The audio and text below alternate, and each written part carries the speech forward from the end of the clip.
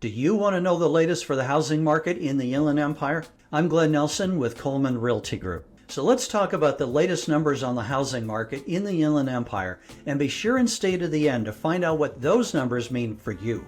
Year over year, the number of new listings increased 18.8% to 3,603. Pending sales increased 14% to 2,727, and the number of sold listings increased 4% to 2,645. The median sales price year over year increased 4.4% to $625,000 compared to 2023's number at $598,000. Days on market increased 41.7% to 17 compared to 12 in 2023. For year to date, new listings increased 16% to 26,483. And pending sales increased 2.7% to 20,516 when compared to 2023. Median sales price increased 6% to $620,000 compared to $585,000 in 2023. And sold to list price remained at 100%.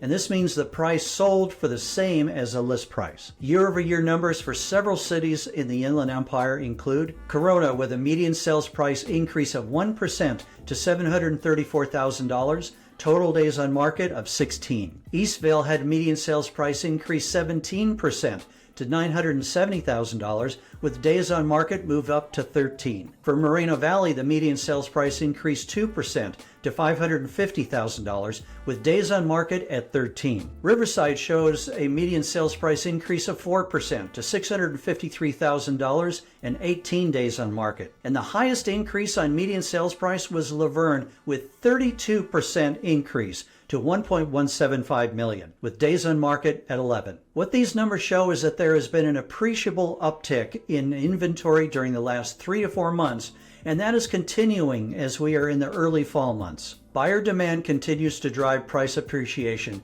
but at a slower pace than in the pandemic years. We should expect more demand now that we have seen the lowest mortgage rates since early 2023, and that may result in a higher appreciation rate, but it's too early to tell at this point. With interest rates recently being in the 7s and 8s, which has been having a dampening effect on price appreciation, we were never in the range of price depreciation, despite what headlines were saying about the widespread price reductions. Those were not as extensive as reported, and that was a reflection of sellers overvaluing their homes and staying on market longer.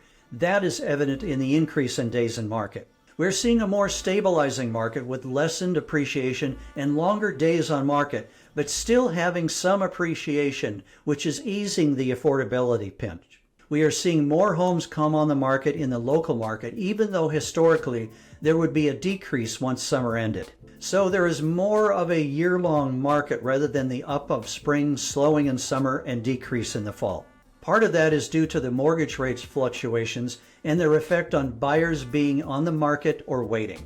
It is true now, as it was earlier in the year, that there is no sign of weakening of the market. Any headlines or discussions of an impending market crash are not in line with the data and the trends.